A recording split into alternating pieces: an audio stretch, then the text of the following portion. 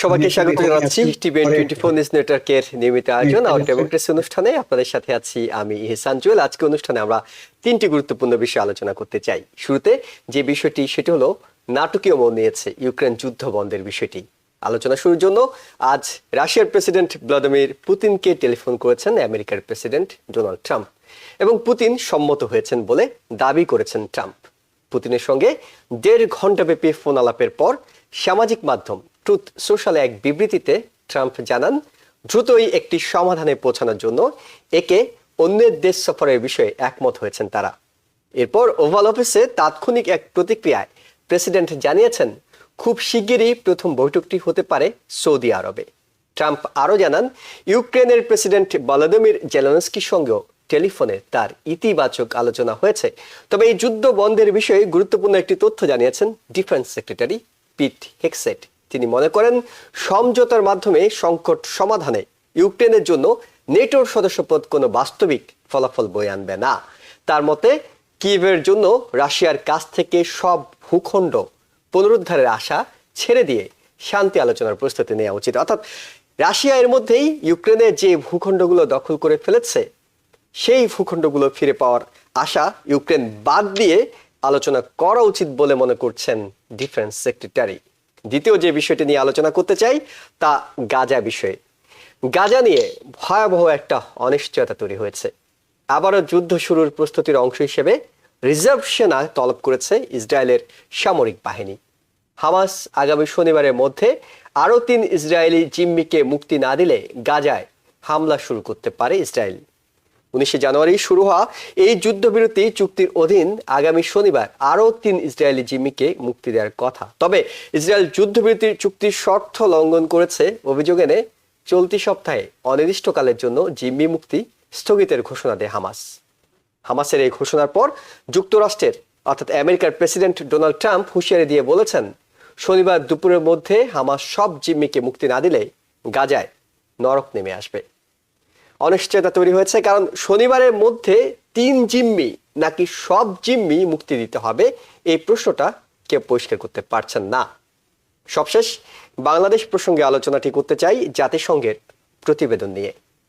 2024 সালের 1 জুলাই থেকে 15 আগস্ট পর্যন্ত যে ঘটনাগুলো ঘটেছে সেগুলো বিশ্লেষণ করে জাতিসংঘের মানবাধিকার বিষয়ক হাই কমিশনের দপ্তর যেটিকে বলা হয় OHCHR আজ জেনেভায় একটি তদন্ত রিপোর্ট প্রকাশ করেছে। 114 পৃষ্ঠার এই রিপোর্ট। এখানে সেই সময় যে নৃশংসতা ঘটেছে, মানবতা বিরোধী অপরাধ হয়েছে সেগুলোর জন্য বিগত সরকার এবং আওয়ামী লীগকে সরাসরি দায়ী করা হয়েছে। সেই সময়ের ক্ষমতাসীন দল আওয়ামী লীগের শীর্ষ নেতৃত্বের বিরুদ্ধে গুরুতর মানবাধিকার লঙ্ঘনের প্রমাণ পেয়েছে জাতিসংঘের এই তদন্ত দল। তারা বলছে স্বৈরাচারী সরকারের নিরাপত্তা বাহিনী, গোয়েন্দা সংস্থা এবং দল ও সহযোগী সংগঠনগুলো অর্থাৎ ছাত্রলীগ সহ তারা বিচার বহির্ভূত হত্যা, নির্বিচারে মারণাস্ত্র দিয়ে গুলি, গ্রেপ্তার, নির্যাতন, চিকিৎসা পেতে বাধা দেওয়ার মতো গুরুতর মানবাধিকার লঙ্ঘন করেছে। মূলত ক্ষমতায় টিকে থাকতে অতিরিক্ত বল প্রয়োগ করেছেন এবং এই নির্দেশনাগুলো দিয়েছেন সরাসরি তৎকালীন প্রধানমন্ত্রী শেখ হাসিনা ও তার স্বরাষ্ট্রমন্ত্রী আসাদুজ্জামান খান কামাল।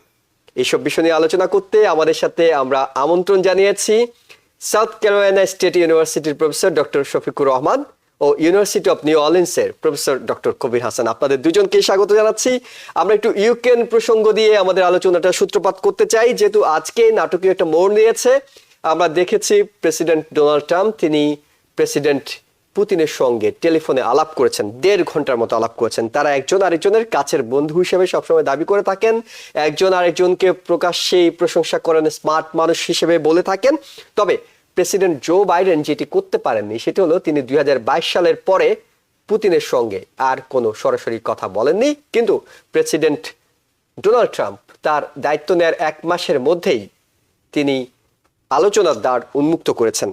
এটি আমি একটু যদি ডক্টর শফিকুর রহমান আপনার কাছ থেকে শুরুতে শুনতে চাই যে কথা বললে সমস্যার সমাধান হয়, এটা আমরা সবাই জানি, আলোচনা করলে অনেক কিছু হয়, যেটি বাইডেন প্রশাসন করেনি, সরাসরি আলোচনার দ্বার উন্মুক্ত করেনি, কিন্তু প্রেসিডেন্ট ডোনাল্ড ট্রাম্প করেছেন। যদিও পিট হেগসেট কিংবা তার হোয়াইট হাউসের প্রেস সেক্রেটারি বক্তব্যে ভিন্ন অনেক কিছুই মিন করে, কিন্তু ইউক্রেন যুদ্ধ বলা হচ্ছে যে কোনো দিন হয়তো বন্ধ করার প্রস্তুতি তারা নিচ্ছেন, এটিকে কতটা ইতিবাচক কতটা নেতিবাচক হিসেবে আপনি দেখছেন? এটা ট্রাম্পের উপর অনেকটা নির্ভর করে। প্রেসিডেন্ট ট্রাম্পের যে পার্সোনালিটি এবং যেভাবে উনি একটা ইমেজ তৈরি করেছেন সারা পৃথিবীতে, যে উনি যা বলবেন তাই হতে হবে বা তার কাছাকাছি হতে হবে, যদি না হয় তাহলে উনি পানিশমেন্ট দেবেন। এই যে একটা ফিয়ার থিওরি, যেটা ডিপ্লোমেসিতে সাধারণত থাকে না, হয় না যে এটা হয় না ও বলা যায় না, অনেক সময় হয়েছে ডিপ্লোমেসিতে বা যুদ্ধের সময় বা বিভিন্ন রকম কম্পিটিশনে, কিন্তু আপনি সম্ভবত মিন করতে চাচ্ছেন যে ডিপ্লোমেসিতে এটা প্রকাশ্যে হয় না, অর্থাৎ তলে তলে হয়।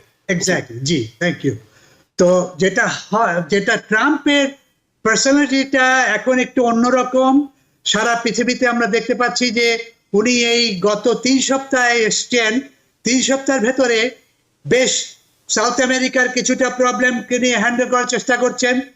একই সাথে গাজা মেজর প্রবলেম, যেটা আমরা আলোচনা করব, হ্যান্ডেল করার চেষ্টা করছেন। একই সাথে উনি ইউক্রেনকে হাত দিয়েছেন এবং ইউরোপিয়ান ইউনিয়নের সাথে কিভাবে ইউক্রেনের সম্পর্ক ডেভেলপ করে এটা প্রবলেম সলভ করবেন, এটা একটা বড় রকম বিরাট রকম একটা মানে প্রজেক্ট হিসেবে থাকছে। আমরা রাশিয়ার যে ভূমিকা পৃথিবীতে দেখেছি, বিশেষ করে গত 2008 থেকে, ইনফ্যাক্ট 1999 থেকে তারা একটার পর একটা, পুতিন আসার পর থেকে পুতিন যেটা চেষ্টা করছে এবং যেটা সে বিশ্বাস করে, সেটা হচ্ছে যে সোভিয়েত ইউনিয়ন এবং রাশিয়ান যে হিস্ট্রি, রাশিয়ান যে সিভিলাইজেশন, রাশিয়ান যে কিং, রাজাদের যে দখল করার সময়, চালাবার সময় যে সম্পত্তি এবং প্রপার্টি এবং তাদের যে সিভিলাইজেশন ছিল, সেইখানে তারা ফিরে যাবে। বিশেষ করে সোভিয়েত ইউনিয়নে যেসব দেশ ছিল, সেই দেশগুলিকে তারা আবার তাদের কন্ট্রোলে নিয়ে আসবে। এই একটা পার্সপেক্টিভ এবং ফিলসফি থেকে পুতিন আসছে। এসে আমরা দেখেছি যে পুতিন জর্জিয়ার বেশ খানিকটা অংশ দখল করে নিয়েছে। তারপরে সে ইস্টে এবং ওয়েস্টে দুদিকেই সে তার বিভিন্ন রকম ভাবে যে রাষ্ট্রগুলো সোভিয়েত ইউনিয়ন থেকে ভাঙার পরে বেরিয়ে গেছে তাদেরকে দখল করার চেষ্টা করেছে। এবং ক্রিমিয়াকে 2008-এ যেভাবে দখল করে নিয়েছে, তারপর থেকে আমরা দেখতে পাচ্ছি যে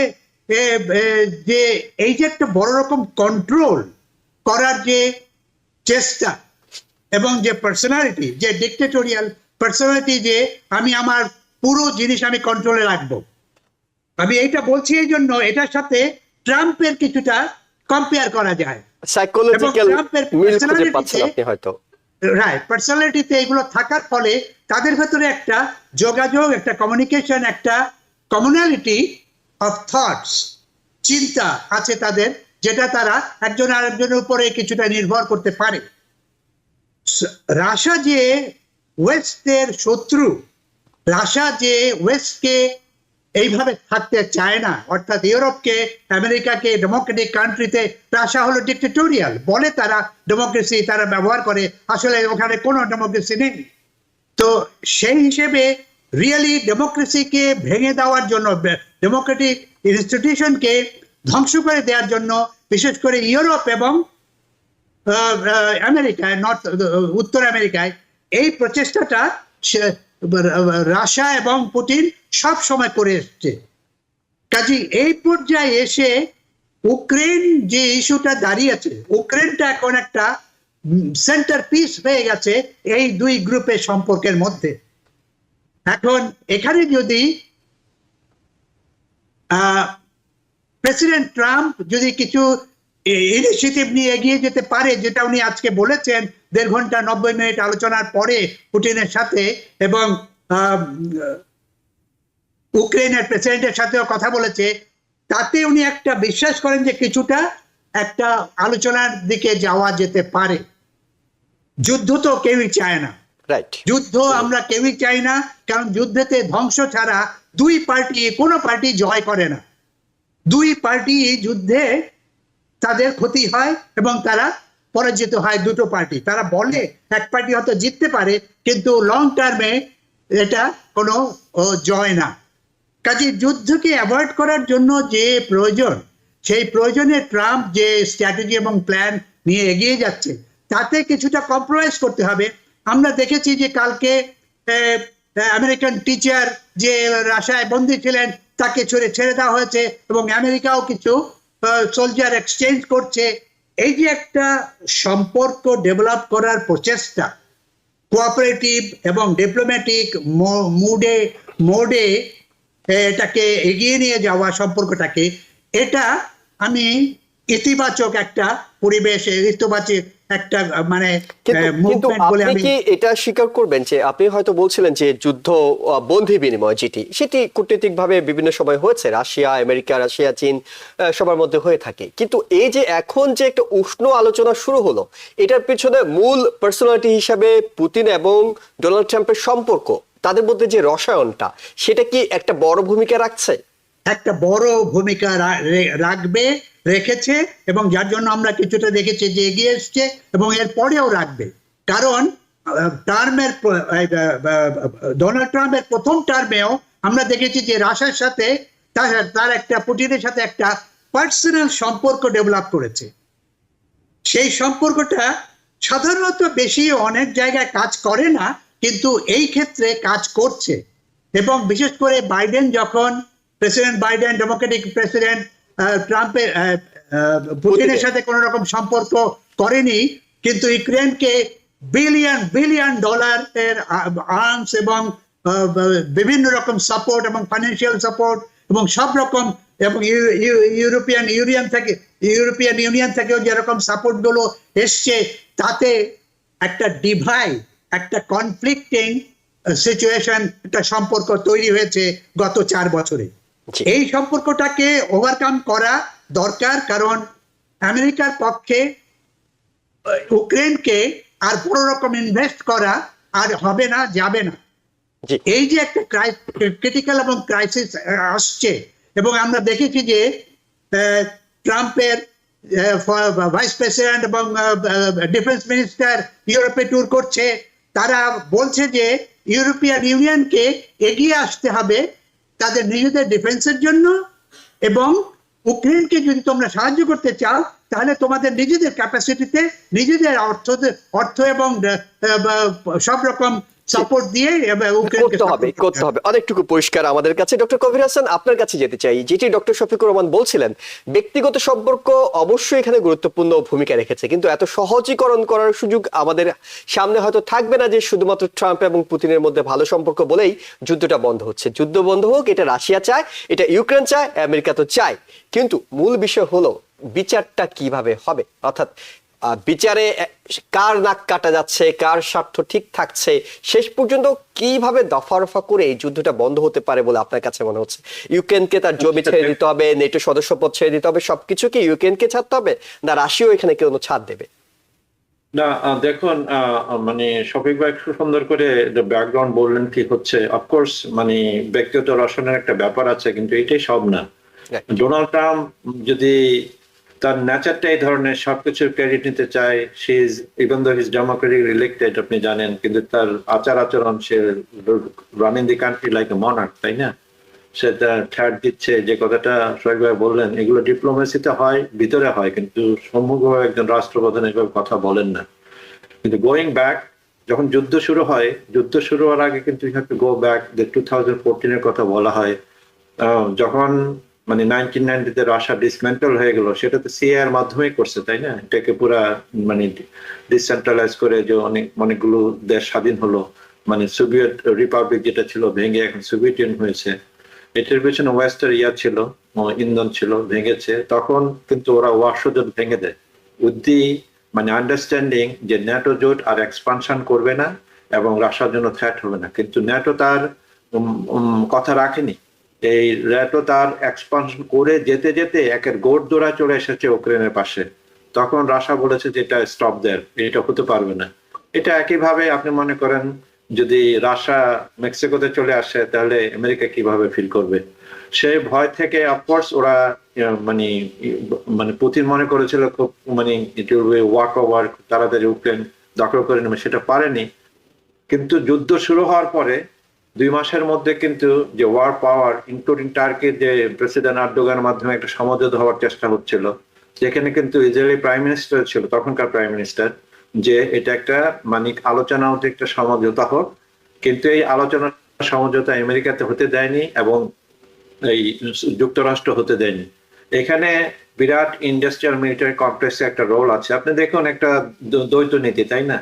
এখানে ইউক্রেন একটা স্বাধীন দেশ, রাশিয়ান একটা স্বাধীন দেশ, এক দেশ আরেককে আক্রমণ করেছে। আর এখানে যে গাজার কথা আপনি বলছেন, এটা একটা অকুপাইড টেরিটরি, বম্বিং করে যাচ্ছে মার্সলিলেসলি, তাই না? তবে ও এখন ডোনাল্ড ট্রাম্প ইউক্রেনে সাহায্য বন্ধ করতে যাচ্ছে, বলছে যে তোমাদের সমস্যা ইউরোপ তোমরা দেখো, কিন্তু একই সময় নাতেনিয়াহু আসছে, সে কিন্তু সাহায্য অব্যাহত রাখতেছে, মিলিটারি এইড, ইসরায়েলের মিলিটারি এইড এই লোকগুলোকে মারার জন্য। তারপর 2 স্টেট সলিউশন যে কথাটা বলবেন, এটা আপনি পরে আসবেন, আমি জাস্ট একটু বোঝানোর জন্য কনটেক্সটটা। আনইকুয়াল, আমেরিকার নীতিও তো ইকুয়াল না, তাই না? সে পুতিনকে বলছে, ডিক্টেটর বলছে, আবার অন্যান্য দেশের ডিক্টেটরদের সাথে ডোনাল্ড ট্রাম্প হাত মিলাচ্ছে, তাই না? আপনি যেটা বললেন যে সৌদি আরবে মিটিং হবে ওদের দুজনের, তো এখানে আপনি গেট এ মেসেজ, তাই না? তো এই জিনিসগুলো আসলে দুঃখজনক। আমেরিকা নিজের জন্য যা ভালো মনে করে অন্যের জন্য ভালো মনে করে না। যারা যেখানে স্বার্থ হবে, আমেরিকা মাগা মুভমেন্ট যেটা বলে, মেক আমেরিকা গ্রেট এগেন, যে কথাগুলো বলে তারা আমেরিকার ভিতরে তো এখন সিভিল ওয়ার শুরু হচ্ছে, তাই না? আপনি মনে করেন একটার পর একটা প্রোগ্রাম করে যাচ্ছে, একটার পর একটা এক্সিকিউটিভ অর্ডার আনছে, এগুলো মানে এগুলো আপনাকে হাসি মনে হবে, কিন্তু তা না, তাদের কিন্তু একটা বিরাট একটা গ্রুপ অনেকদিন ধরে কাজ করছে।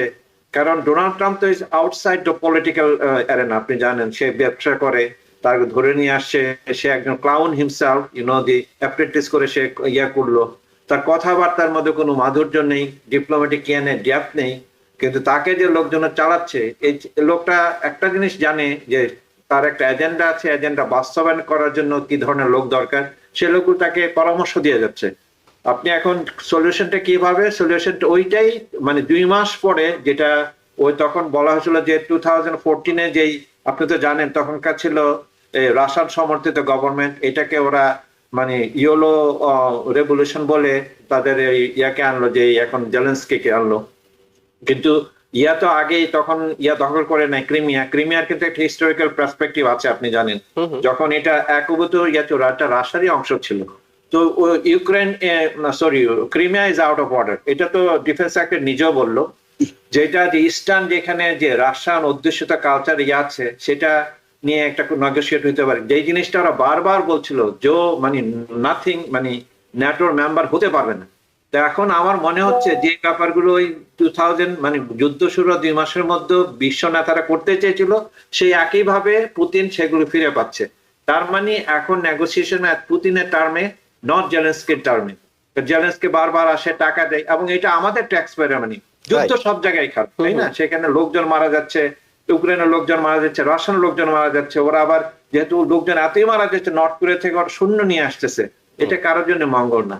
কিন্তু এই জিনিসটা 2 বছর আগে হতে পারতো, এত রক্তকর দরকার ছিল না, আমাদের ট্যাক্সের মানি ওখানে যাইতো না।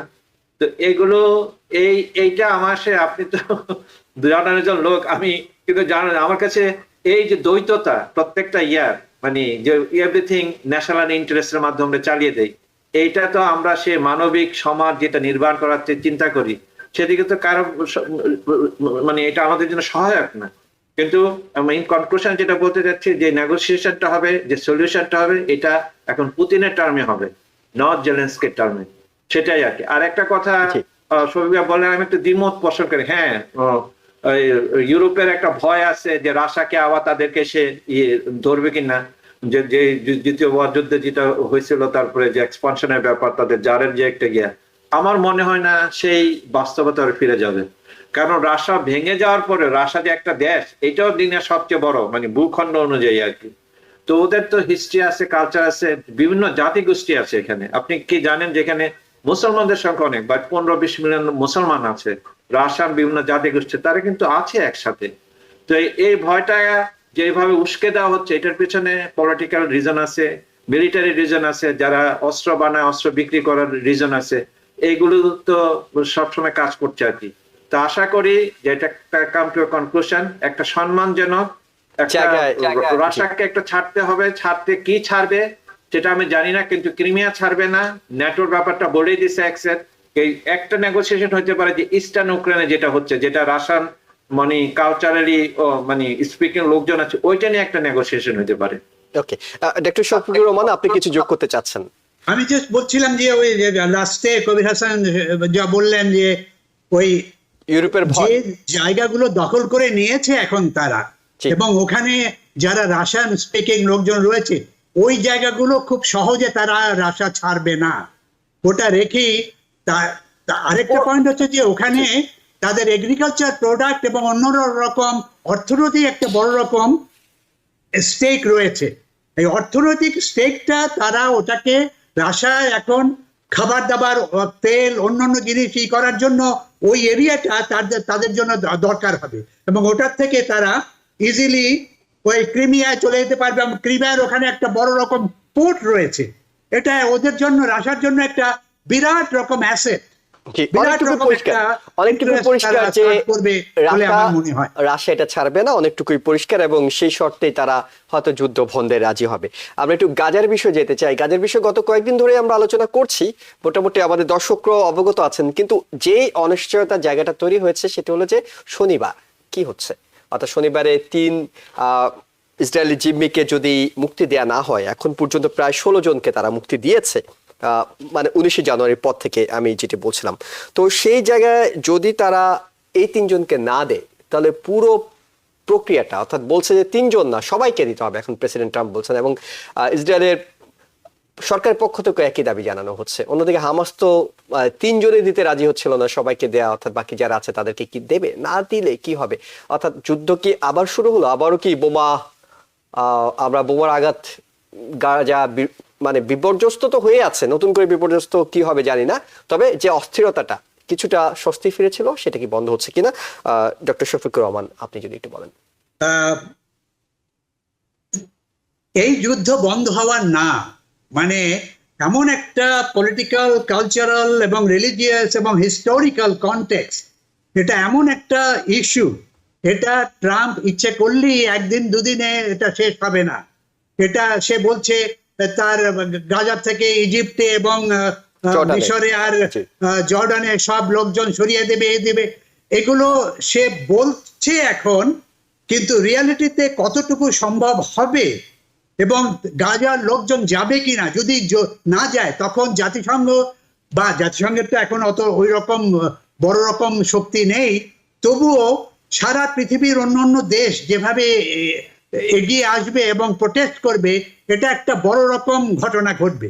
শুধু তাই না, দেশের ভেতরে, আমেরিকার ভেতরে যে একটা বড় রকম প্রোটেস্ট শুরু হয়েছে এবং এটা হবে, এবং সেটা ট্রাম্পকে একটা কর্নারে ফেলে দিতে পারে, সেই রকম একটা সিচুয়েশন হতে পারে বলে আমার মনে হয়। কিন্তু এখন এই শুক্রবারের ব্যাপারটা যেটা বলছে যে এত এই শনিবার, এই উইকের ভেতরে সবকিছু, এটা নিয়ে বোধহয় নেগোসিয়েশন হবে এবং এটা নিয়ে আস্তে আস্তে তারা কথা বলবে। এটা প্রেসিডেন্ট ট্রাম্প যেটা করে, উনি চিন্তা করে অনেক কিছু বলেন না, উনি যেটা ইনস্ট্যান্টলি তার মনে আসে, হঠাৎ করে উনি তার শক্তি দেখাবার জন্য, পাওয়ারটাকে অ্যাসার্ট করার জন্য উনি অনেক কিছু বলে ফেলেন। কাজে আমার কাছে যেটা মনে হয়, এখন তো আমরা পরিষ্কারভাবে এখনো পর্যন্ত জানি না যে কতজন জিম্মি আছে, জীবিত কতজন আছেন, বিশেষ করে যারা জিম্মি বলা হচ্ছে তাদের মধ্যে জীবিত কতজন? কেউই ইসরায়েলও জানে না, গাজাতে এদের হামাসরাও ঠিক মতো জানে কিনা কোথায় আছে, কিভাবে আছে, সবাই কন্ট্রোলে আছে কিনা, কতজন বেঁচে আছে, কতজন মারা গেছে, এখনো কোনো একটা পরিষ্কার পিকচার আমাদের কাছে কারো কাছে নেই।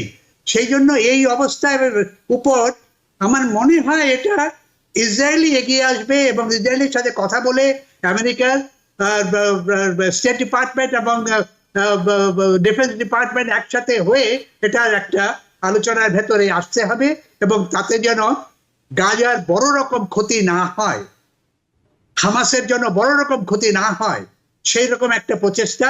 এখানে আমরা আরো দুটো মানে ইজিপ্ট এবং জর্ডানের কথা বলেছি, তারাও এগিয়ে আসবে, সৌদি আরব এগিয়ে আসবে, এই ধরনের একটা মানে ইন্টারনাল ভেতরে কায়রোতে একটা নেগোসিয়েশন শুরু হয়েছে, কায়রোতে একটা নেগোসিয়েশন শুরু হয়েছে, কিন্তু মূল যে বিষয়টা আমি একটু সময় স্বল্পতার কারণে ডক্টর কবির হাসান আপনার কাছে যেতে হচ্ছে, সেটা হলো জর্ডান এবং ইজিপ্ট তারা রাজি নয় প্যালেস্তানিয়ানদেরকে নিতে, প্যালেস্তানিয়ানরাও যেতে রাজি নয়। সৌদি আরব তীব্র প্রতিক্রিয়া জানাচ্ছে, নর্থ কোরিয়া, রাশিয়া, চীনের মতো দেশগুলো প্রতিক্রিয়া জানাচ্ছে, এমনকি ব্রিটেনের মতো দেশও প্রতিক্রিয়া জানাচ্ছে, ইউরোপে ডোনাল্ড ট্রাম্পের বন্ধুরা প্রতিক্রিয়া জানাচ্ছেন। এটি শেষ পর্যন্ত হয়তো কার্যকর হবে না, তবে ডোনাল্ড ট্রাম্প বড় আকারে বলে থাকেন এবং ছোট আকারে হলেও সেখান থেকে কোনো না কোনো লাভ তিনি খুঁজে নেন, এবং তিনি শেষ পর্যন্ত সেটি ছোট আকারে হলেও করেন। বড় আকারে বলেন, ছোট আকারে করেন, যদি বড় আকারে করতে না পারেন। কিন্তু মূল যে বিষয়টা হচ্ছে, আপাতত যে যুদ্ধবিরতি ছিল ডক্টর কবির হাসান, সেই যুদ্ধবিরতিটা কি ভেস্তে যাচ্ছে কিনা, অর্থাৎ নতুন করে এখানে আবার যুদ্ধের দামামা বাজতে যাচ্ছে কিনা?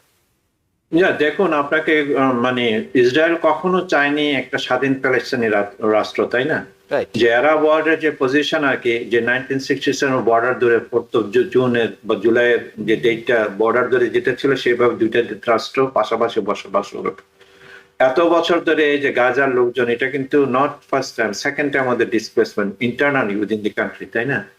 গাজার লোকজনকে ওরা আসলে অনেক সময় কালচারাল অ্যাসপেক্টটা দেখে না। এই লোকগুলো মরবে কিন্তু ওখান থেকে সরবে না, এটা হলো গাজাদের লোক, তাই না? এই যে দেখেন বারবার বলে যে ইসরায়েল মানে গাজার লোকজন চলে যাবে জর্ডানে, অথবা চলে যাবে সৌদি আরব অথবা ইজিপ্টে।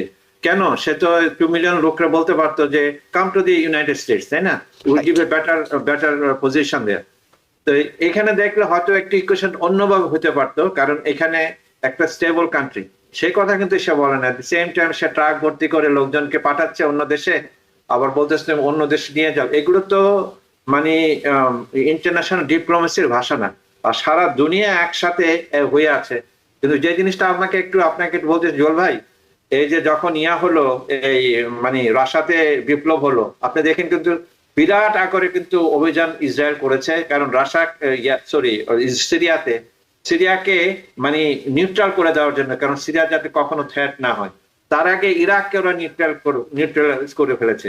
এই সুযোগ নিয়ে, গাজার যুদ্ধের সুযোগ নিয়ে তারা ইরানকে অনেকটা উইকেন্ড করে ফেলেছে। তারা মনে করেছে যে এখন ফিনিশ করে দাও, বারবার যে হামাস নির্মূল না হওয়া পর্যন্ত। কিন্তু হামাসই তো গাজা, এরা ভুল করতেছে। পুরা লোকজন, আপনি যদি ইয়াতে যান, ওখানে আমার অনেক প্যালেস্টাইনের ছাত্র আছে, আমার নিউ অর্লিন্সে অনেক প্যালেস্টাইনের অরিজিন বাস করে, তাদের অনেক আত্মীয় স্বজন থাকে। ওরা কখনোই সেই জায়গা চলে যাবে না, ওরা হামাস এবং গাজাবাসীদেরকে সেপারেট করতে পারবেন না। সব দুঃখ লাগে কি জানেন, ডোনাল্ড ট্রাম্প বলার সময় বলছে 3 জনকে ছবি দেখাচ্ছে ইমানসিপেটেড। আরে ওরা নিজেরাই খেতে পারছে না, আমি বলতেছি না ইয়াটা, তাতে ওরাও এফেক্টেড হয়েছে। কিন্তু সাথে সাথে ইসরায়েলি থেকে প্রিজন থেকে যারা ফিলিস্তিনি বন্দীদের নিয়ে আসছে, তারাও মোর ইমানসিপেটেড। এই যে ন্যারেটিভ বা মানে আমি বলতেছি যে অপটিক্স আর কি, এগুলো এইভাবে প্লে করে। আনফরচুনেটলি আমাদের Muslim world, OIC has not taken strong role. আমি 3-4টা কান্ট্রির কথা বলতেছেন, ওআইসি এখন এক্সট্রাঅর্ডিনারি একটা মিটিং করে তাদের একটা ইউনিফাইড স্ট্যান্ড নেওয়া দরকার, আসলে গাজাবাসীদের পক্ষে দেওয়া দরকার। আপনি যে জিনিসটা উত্তরটা জানলে সরাসরি দিতে পারবো না, কিন্তু আমার মানে আমি হাঞ্চ করতেছি ইসরায়েল আবার বম্বিং শুরু করবে শনিবারের পরে, কিন্তু তাতে তাদের বন্দি কিন্তু বেরিয়ে আসবে না, এবং কিন্তু এটা কিন্তু ইসরায়েলের ভিতরে একটা অপোজিশন তৈরি করবে। কারণ আপনার লাভজন যদি এখানে থাকে, কোনোভাবে জানেন সে জীবিত, এবং সেই যখন বোমা পড়ে, এটা তো আর ইসরায়েলি আর হামাস অথবা গাজাবাসী লক্ষ্য করবে না, সবাই একসাথে মারা যায়, তাই না? এইটাও একটা ইন্টারনালি কিন্তু অলরেডি ওদের বিক্ষোভ শুরু হয়েছে ওই তেল আবিবের ভিতরে, যে শনিবারে এইভাবে যাতে না করা হয়, ইনডিসক্রিমিনেট বম্বিং না করা হয়। তা আমার মনে একটা সলিউশন আসবে, কিন্তু ইসরায়েল তার ক্ষমতা দেখার জন্য অথবা ডোনাল্ড ট্রাম্প খুশি করার জন্য ওরা বম্বিং শুরু করে। আরেকটা জিনিস আপনাকে বলছি, এইটা তো গাজা গেল, তাই না? এখন ওয়েস্ট ব্যাংককে কুক্ষিগত করার জন্য ওরা ইসরায়েলের ক্যাবিনেটে জুডায়া সামারা বলে একটা করছে, এইটাও ওরা ওদের অংশ। তারা বলে historical homeland of the Jewish. তো 2 স্টেট সলিউশন ছাড়া এই সমস্যার সমাধান হবে না। কিন্তু আনফরচুনেটলি আমার যেটা মানে মানে আমি ডোনাল্ড ট্রাম্পও কিন্তু সেই লাইনে যাচ্ছে না, 2 স্টেটের কথা বলতেছে না। নেতানিয়াহুর সঙ্গে যেদিন তিনি বৈঠক করেছেন, মিটিং করেছেন, সেদিন তাকে কিন্তু প্রশ্ন করা হয়েছিল 2 স্টেট। তিনি বলছেন এক রাষ্ট্র, 2 রাষ্ট্র এগুলো নিয়ে ভাবছি না। অর্থাৎ তিনি যে প্রস্তাবনা দিয়েছিলেন গাজা আমেরিকার নিয়ন্ত্রণে নেয়ার, তখন বলছিলেন এইসব বিষয় তিনি ভাবছেন না। যাই হোক, আশঙ্কার জায়গাটা থেকে যাচ্ছে আসলে। শনিবার থেকে হয়তো আবারও যুদ্ধ শুরু হতে পারে, তবে এখনো সময় আছে। নিঃসন্দেহে নতুন কোনো পরিস্থিতি তৈরি হতে পারে, না হয়তো তারা দুই পক্ষ যুদ্ধবিরতি করতেই রাজি হতো না যদি আবার যুদ্ধ করার পরিকল্পনা থাকতো। সেটাও একটা আশাবাদের জায়গা। আমরা একটা ছোট্ট বিরতি নিচ্ছি, তারপর আমরা আবার ফিরবো।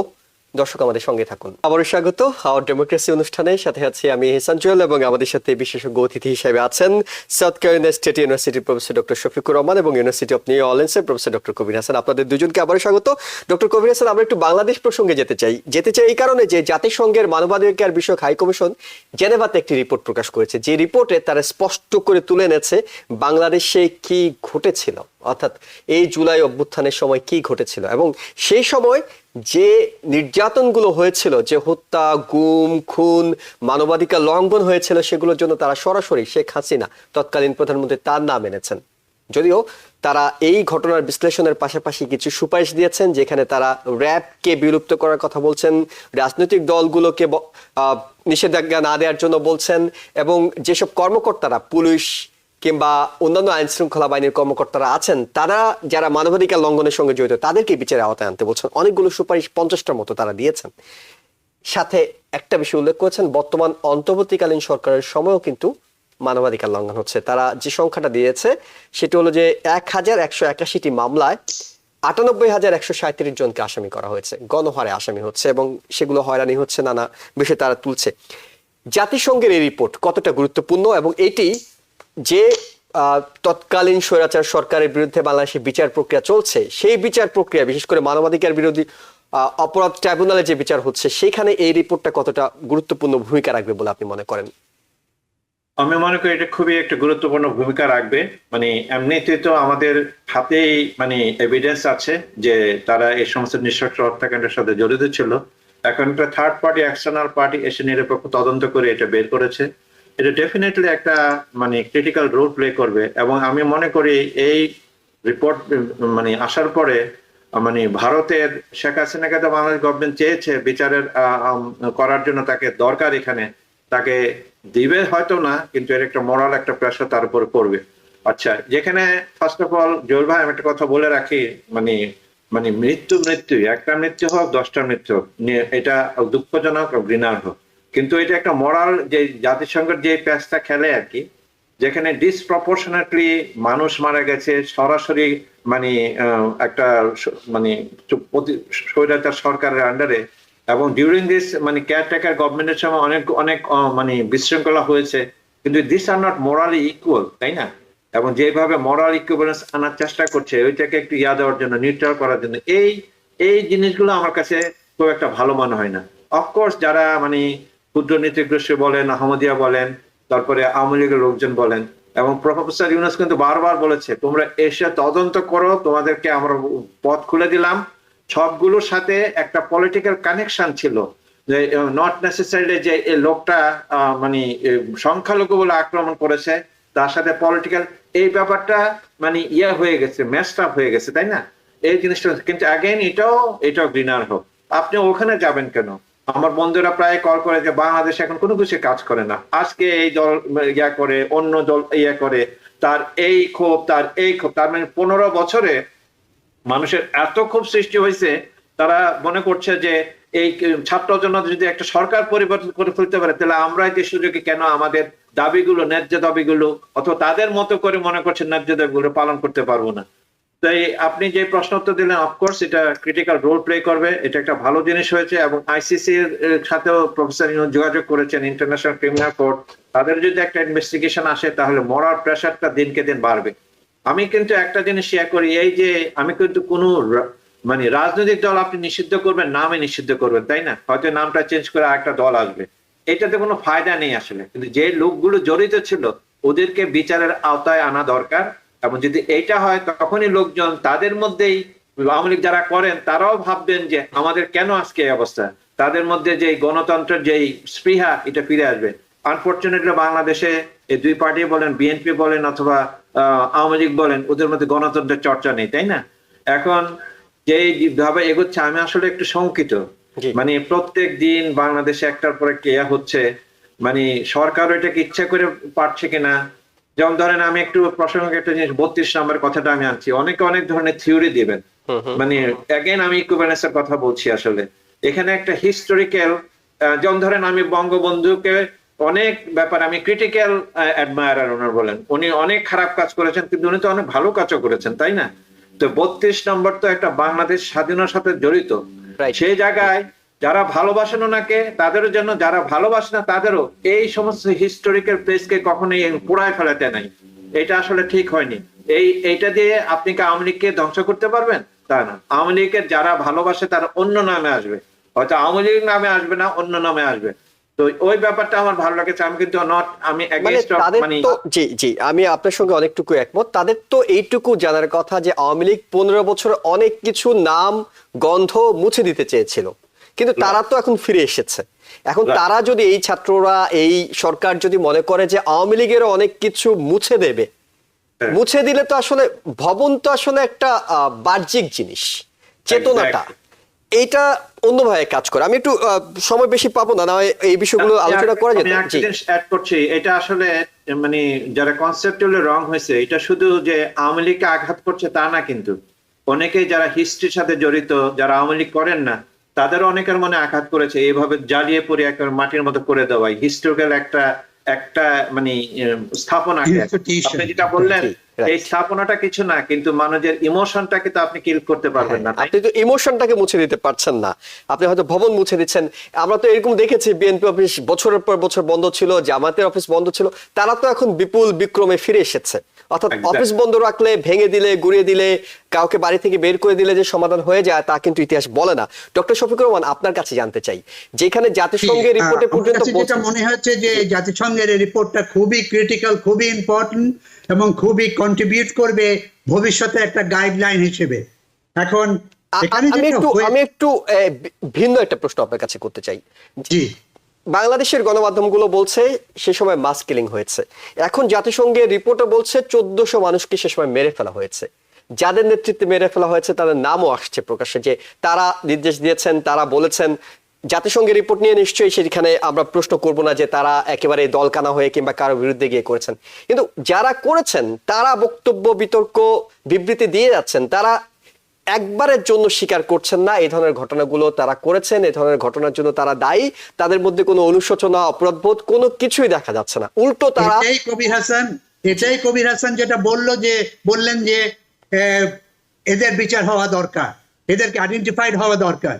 না, বিচার আপনি করলেন, কিছু মানুষকে জেল, ফাঁসি, নানা কিছু আপনি দিলেন, কিন্তু মূল বিষয়টা যেটা বাংলাদেশকে বিভাজনের, যেটা বাংলাদেশকে দুইটা চেতনায় বিভক্ত করে ফেলা, তো একটা চেতনার মধ্যে তো এই অনুভূতিটাই আসছে না যে তারা এতগুলো মানুষ মেরেছে। তারা এখনো সাফাই গেয়ে যাচ্ছে।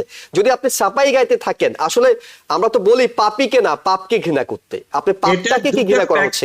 আমার কাছে যেটা মনে হয়, একটা হলো এক্সটার্নাল ফ্যাক্টর, একটা বাইরের ফ্যাক্টর, অর্থাৎ ভারত, ইন্ডিয়া এবং হাসিনা। এই ম্যাট্রিক্সটা কিভাবে কাজ করবে আমরা এখনো পরিষ্কার নই। এটা যদি আমরা একটু বুঝতে পারি, আমরা হয়তো আগামী সপ্তাহে বা 2-3 সপ্তাহের ভেতরে আমরা একটা গাইডলাইন পেতে পারি। মোদি যদি আমেরিকা ঘুরে যায় এবং যাওয়ার পরে একটা কোনো স্ট্র্যাটেজিক প্ল্যান তৈরি করে যে ভবিষ্যতে কি হবে ইন্ডিয়ান প্রাইম মিনিস্টার, তাহলে হয়তো একটা হতে পারে। যেটা হওয়া সম্ভব সেটা হচ্ছে যে হাসিনা ছাড়া আওয়ামী লীগ, হাসিনা ছাড়া আওয়ামী লীগ। এখন হাসিনা ছাড়া আওয়ামী লীগ যদি হয়, তাহলে সেই আওয়ামী লীগকে রেকগনাইজ করে, এবং কবির হাসান যিনি বললেন যে ইলেকশনে তাকে পার্টিসিপেট করতে দেওয়ার সুযোগ বা সহজ, তারা যদি সরি বলে এবং একটা কিছু এগিয়ে নিয়ে আসে ইস্যুটাকে, তাহলে হয়তো সহজে এটা সমাধান হতে পারে। এর আরেকটা হচ্ছে যে ইন্টারনাল ফ্যাক্টর, একটা হলো এক্সটার্নাল ফ্যাক্টর।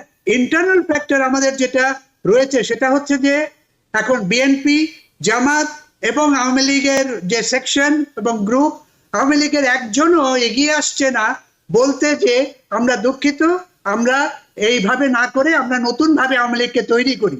এইভাবে যদি একটা কোনো রকম লিডারশিপ এবং কেউ এগিয়ে আসতো আওয়ামী লীগের ভেতরে বা বাইরে, আজকে যদি ইলেকশন হয় ডিসেম্বরে বা এর পরে, তাহলে তো আওয়ামী লীগের বহু লোক, যেখানে আওয়ামী লীগের কন্ট্রোল রয়েছে, তারা ক্যান্ডিডেট হবে বিএনপির ক্যান্ডিডেট হিসেবে অথবা অন্য ইন্ডিপেন্ডেন্ট ক্যান্ডিডেট হিসেবে, তখন আপনারা কি করবেন? তখন হয়তো তারা আওয়ামী লীগের পার্টির নামে যাবে না, তখন তাদের এই মানসিকতাটা পরিবর্তিত হবে কিনা এবং হলে সেটা কোথায় যাবে, কি হবে, সেখানে ইন্টারনাল ম্যাট্রিক্সে ইন্টারনাল পলিটিক্সে একটা বড় রকম ভূমিকা পালন করবে। এখানে আরেকটা বড় ফ্যাক্টর হচ্ছে স্টুডেন্ট পার্টি। এখন স্টুডেন্ট পার্টি যদি এগিয়ে আসে, ওদের যে একটা লেজিটিমেট রাইট হয়ে গেছে যে তারা এই আন্দোলনটাকে এইটাকে মানে প্রতিবাদ করে আজকে এই বিপ্লবটাকে সাকসেসফুল করেছে এবং আজকে হাসিনাকে বের করে দেওয়া এবং দেশকে মানে এই অত্যাচারী একটা সিচুয়েশন থেকে বের করে নিয়ে আসার যে ক্রেডিটটা তারা ছাত্র, এবং তাহলে কি এই ছাত্র পার্টিটা নতুন পার্টি কি পুরোভাবে এই ক্রেডিটটা পাবে, নেবে, নাকি সাধারণ জনগণ পাবে, নাকি অন্য পলিটিক্যাল পার্টি পাবে? এখানে বিভিন্ন রকম ইন্টারনাল ম্যাট্রিক্স রয়েছে যেটা কাজ করবে আগামী কিছুতে বলে আমার মনে হয় এর দিকে। জুয়েল ভাই, আমি একটা জিনিস শেয়ার করি, 30 সেকেন্ড, যে অনুশোচনার কথাটা আপনি বললেন, ওদেরকে এখন পর্যন্ত অনুশোচনা করতে শুনিনি আমরা। এটা তো আমাদের চোখের সামনে ঘটেছে। এই জিনিসটা তাদের যদি পার্টিকে আবার উজ্জীবিত করতে হয় তাহলে তাদেরকে স্বীকার করতে হবে। তা না হলে জামাত ইসলামের 1971 যে রোল, এত বছর লেগেছে ওদেরকে ওভারকাম করতে, মানে, এবং এটা আমাদের সামনে ওভারকাম হয়নি, এখনো ওভারকাম হয়নি, এখনো আমাদের মনে অনেকের মধ্যে আছে, কিন্তু এইটা তো আমাদের চোখের সামনে ঘটেছে। ইয়াঙ্গার জেনারেশন, এটার আরো 25-30 ইয়ার্স মধ্যে একটা ইম্প্যাক্ট থাকবে। ওদেরকে যদি পার্টি পুনর্গঠিত করতে হয়, এই অনুশোচনাটা সরি বলাটা, এবং এই 32 নম্বর ঘটনার সাথে শেখ হাসিনার ঘটনা জড়িত, তাই না? এখানে বসে কি দরকার ছিল ওকে? মানে সে যদি সত্যি বা আওয়ামী লীগকে ভালোবাসে, বঙ্গবন্ধু ভালোবাসে, যে আমাকে ছাড়া তোমরা পার্টি কি করো, কিন্তু আমি যতটা শুনি আওয়ামী লীগের ভিতরে লোকজন শেখ হাসিনাকে এখনো জমের মতো ভয় পায়। আমি আপনাকে এই কথাটাই বলতাম আসলে, যে শেখ হাসিনা শুধু বাংলাদেশের জন্য যে স্বৈরাচার ছিলেন তা নয়, আওয়ামী লীগের অনেক নেতারা গোপনে বলছেন যে তিনি দলের ভিতরেও স্বৈরাচার। তার বাইরে গিয়ে এই যেটি হয়তো ডক্টর শফিকুর রহমান বলছেন যে কোনো একজন নেতা এসে বলতো, যিনি বলবেন তিনি এখন দল থেকে আউট, এবং অনেকে তো এখনো আশায় হয়তো আছেন, অনেকে কিন্তু বলতে চাচ্ছে, তাদের মনের ভিতরে রয়েছে, কিন্তু কনটেক্সট এবং এই যে পাওয়ার, ফিয়ার, ভয়ে তারা এখনো বলতে পারছে না। সেইটা ভারতকে, ইন্ডিয়ান গভর্নমেন্টকে ওটাকে ক্লিয়ার করতে হবে। তখন 19 ফেব্রুয়ারি জন্য একটা সুন্দর ভবিষ্যৎ এগিয়ে আসবে বলে আমার মনে হয়। অর্থাৎ 19 ফেব্রুয়ারি ট্রাম্প এবং মোদির বৈঠকের পরে হয়তো অনেক কিছু রাজনৈতিক পট পরিবর্তন কিছুটা হয়তো বোঝা যাবে। আমরা তখন নিঃসন্দেহে সেসব বিষয়গুলো আলোচনা করব। আপনাদের দুজনকে অনেক ধন্যবাদ আপনাদের গুরুত্বপূর্ণ সময় এবং মতামতের জন্য। আমাদের সময় শেষ হয়ে গিয়েছে। দর্শক যারা দেখছিলেন তাদের সবাইকে ধন্যবাদ জানিয়ে শেষ করছি আজকের মতো। ভালো থাকবেন। TBN 24 টেলিভিশন দেখতে আজই কল করুন 7187776556। লগ ইন করুন www.totalcablebd.com। নিউ ইয়র্ক থেকে সম্প্রচারিত TBN 24 টেলিভিশন বিশ্বজুড়ে বাঙালির কণ্ঠস্বর।